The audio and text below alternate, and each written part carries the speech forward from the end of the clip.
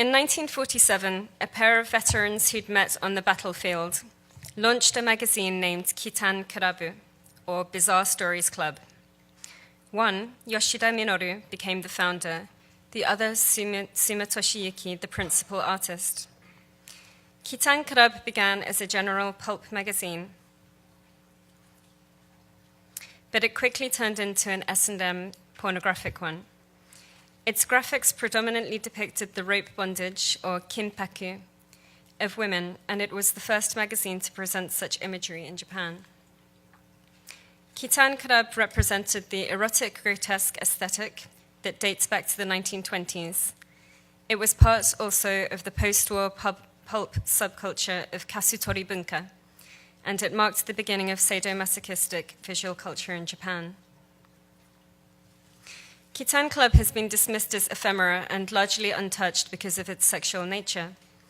However, the very attitude of dismissal, trivialization, and disgust alerts us to the need for critical examination. Overwhelmingly rich in artistic styles and influences, using montage, Western prints, classical, Baroque, cartoon, and more, it's an important resource for pre-photographic pornography. Furthermore, its illustrations frequently evoke visuality itself, surveillance, witnessing, voyeurism, shadows, new technologies. The magazine also used such artists as Takenaka Eitaro, who illustrated books by the erogoro writers, or erotic grotesque writers, such as Edogawa Rampo, and French artist Cherie Herouard. For these reasons alone, its visual culture warrants attention.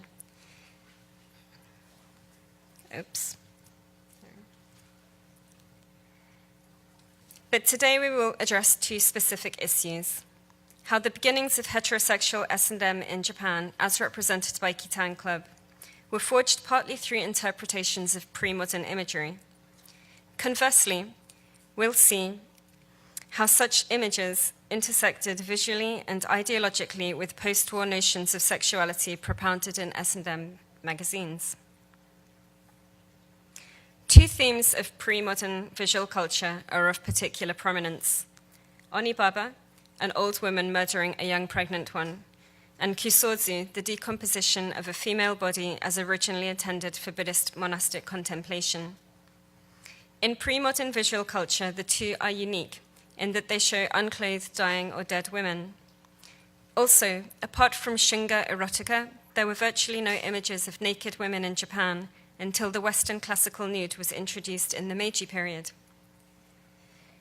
Both these images were reinterpreted by an artist who worked for Kitan Karabu, Ito Seiyu, who was a painter, illustrator, theater critic, and historian of old Tokyo life. But crowned with the dubious title of father of rope bondage, he is best known for his seme-e, or torture pictures, which he certainly learned from pre-modern precedents. Let us first look at the Buddhist Kusozu to show how Seiyu's adaptation reflects the visual culture of the erotic grotesque in the 1950s and a constructed post-war sexuality. Kusozu means images of the 9 aspects of the decomposing body, which were ostensibly aids for meditation on impermanence, the futility of sexual desire, and the true nature of the Buddhist self. The body is always female in Japan, regardless of the oldest sutra's non-specification of gender. It is sexualized, gendered, and gradually exposed. The body is set in a marginalized area, an abjection that also genders the body, and it becomes grotesque in every sense. There appears, however, to be a shift from the charnel ground for meditation on natural bodily disintegration to one of battle-related wasteland for torture, which was frequently accompanied by the increasingly explicit and grotesque sexual depiction. Examples include hand scrolls depicting the story of Shuten Doji during the Edo period, which depicted warriors visiting a site scattered with disintegrating female corpses in order to save the living women abducted there by a cannibalistic demon. And during the Pacific War, the link between the discarded, mutilated body in the Buddhist and war context was too resonant in the minds of war participants. For example, an episode has it that an art historian father showed a Kusozu hand scroll that includes this stunning image to his son who was about to go to the front, informing him that he would likely end up like this, but that this fate was nevertheless something of noble beauty. Seiyu certainly referenced the military iterations of Kusozu as indicated by his 1951 painting, Fallen Castle. With a band of warriors and a rocky outcrop, the middle ground is occupied by 9 women in progressive states of undress, roped to trees and rocks. In Seiyu's iteration, instead of saving the women, as in the Edo hand scrolls, the men are stabbing and sexually assaulting them. Seiyu also picked up on details like bodies hanging from trees. A full comparative discussion goes beyond the time of this paper, but simply put, we may consider Fallen Castle as a mitate, or analog variation, of Kusozu of both the Buddhist and the military iterations.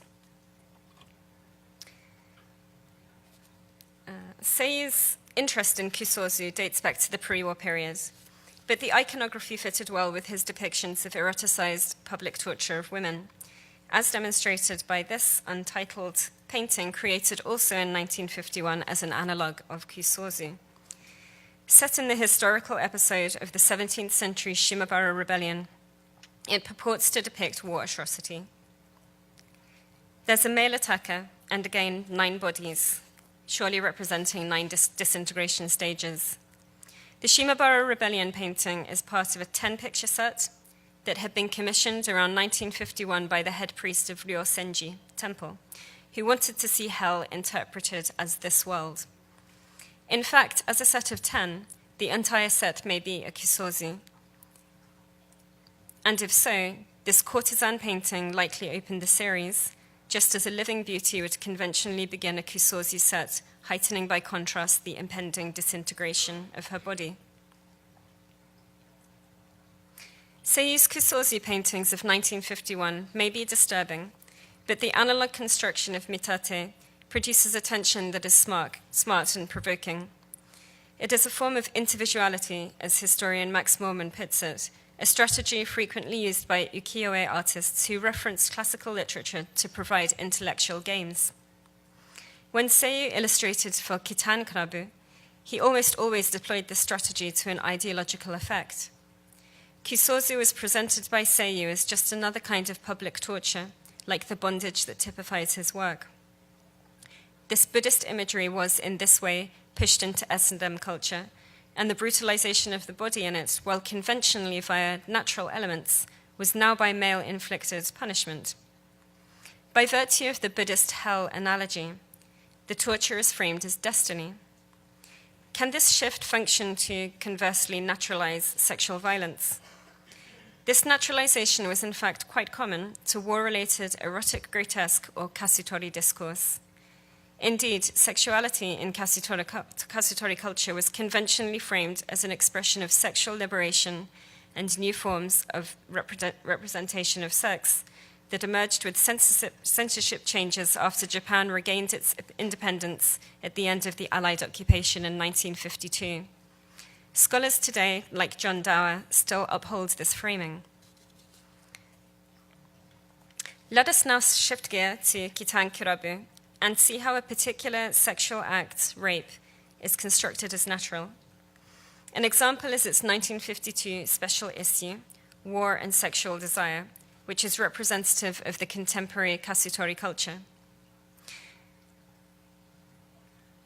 To give a brief background, many of the creative participants of kasutori were avant-garde figures who were ill-convinced of Western notions of reason and individualism in Japan's post-war period, and equally disenchanted with the imperial nation-state which the wartime populace had been deceived, as they saw it, into serving.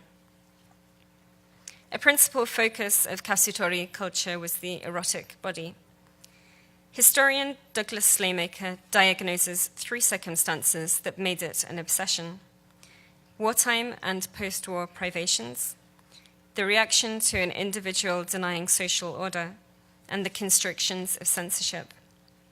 But this carnal liberation depended largely on the othering of the female body, specifically that of the prostituted women. It has been convincingly argued that this gendered liberation was largely motivated by a male sense of subordination during the war, marginalization after war defeat, and occupation by male foreigners.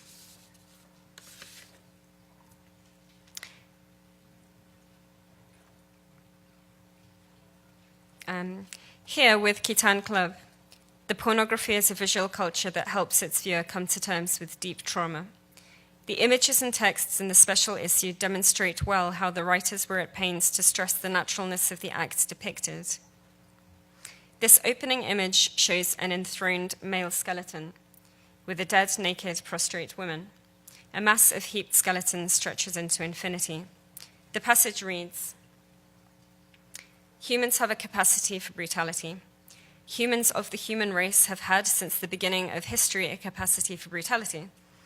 The human capacity for brutality is rooted in the desire to protect one's own existence. There are many cases of brutality throughout the history of the world. If we looked at our country as an example, from ancient times through Heian, Kamakura, Muromachi Sengoku, Meiji, Taisho, Showa, looking back through these periods, one sees nothing but a history of brutalities committed on the battlefield, where blood is cleansed by blood."